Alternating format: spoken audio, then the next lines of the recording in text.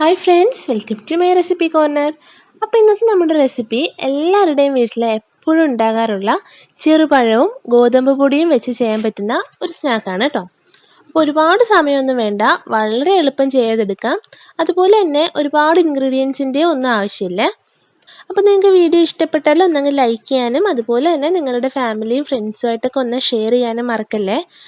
അതുപോലെ തന്നെ ഇതുവരെ ചാനൽ സബ്സ്ക്രൈബ് ചെയ്തിട്ടില്ലാത്തവർ പ്ലീസ് ഒന്നങ്ങ് സബ്സ്ക്രൈബ് കൂടി ചെയ്തേക്കുക.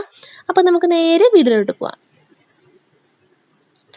അപ്പോൾ ഇവിടെ ഈ ഒരു സ്നാക്ക് ചെയ്യാനായിട്ട് ഞാനിവിടെ 4 ചെറുപഴവും 2 മുട്ടയുമാണ് എടുത്തിരിക്കുന്നത്. അപ്പോൾ ചെറുപഴം നിങ്ങൾക്ക് ഏത് വേണമെങ്കിലും യൂസ് ചെയ്യാം. അപ്പോൾ ഞാനിവിടെ മൈസൂർ പഴം അഥവാ പാളയൻതോടൻ പഴമാണ് എടുത്തിരിക്കുന്നത്. അപ്പോൾ ഈ പഴം വെച്ച് ചെയ്യുമ്പോഴാണ് കൂടുതൽ ടേസ്റ്റ് തോന്നുക. അപ്പോൾ ഇനി നമുക്ക് ആദ്യം തന്നെ ഈ പഴമൊക്കെ ഒന്ന് തോല് കളഞ്ഞ് മുറിച്ചെടുക്കാം. അപ്പം ഞാനിപ്പോൾ ഒരു മിക്സർ ജാറിലേക്ക് മാറ്റുന്നുണ്ട്.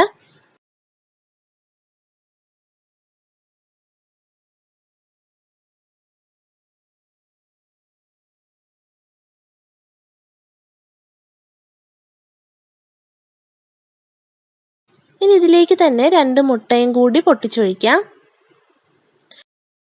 ഇനി ഇതിലേക്ക് ഒരു ഫ്ലേവറിനായിട്ട് 2 ഏലക്ക ചേർത്ത് കൊടുക്കാം.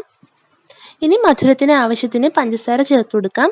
അപ്പം ഞാനിപ്പോൾ ഇവിടെ ഒരു 4 ടേബിൾ സ്പൂൺ പഞ്ചസാര ചേർക്കുന്നുണ്ട് കേട്ടോ. ഇനി ഒരു 1/4 ടീസ്പൂൺ ഉപ്പ് ചേർത്ത് കൊടുക്കാം.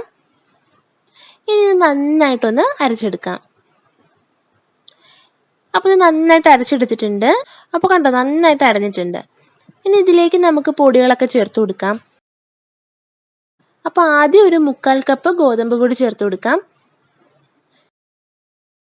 ഇനി ഒരു 1/2 കപ്പ് അരിപ്പൊടി കൂടി ചേർത്ത് കൊടുക്കാം.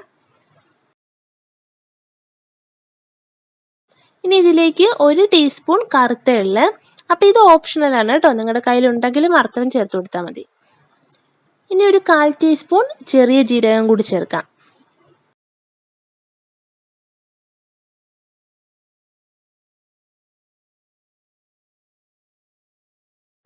ഇതിപ്പോൾ കണ്ടോ, നല്ല കട്ടിയാണ്.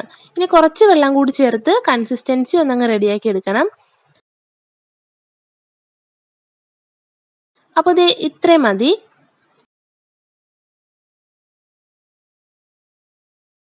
ഇനി ഇതൊന്ന് റെസ്റ്റ് ചെയ്യാൻ വെക്കാം.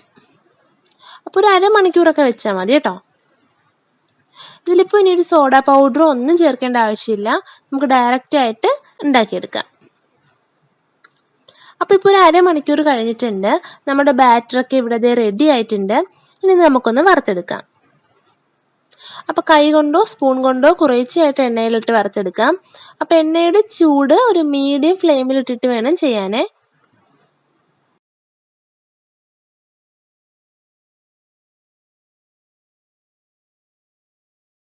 അപ്പോൾ ഇത് നമ്മുടെ ഈസി ആൻഡ് ടേസ്റ്റി ആയിട്ടുള്ള സ്നാക്ക് ഇവിടെ റെഡി ആയിട്ടുണ്ട്.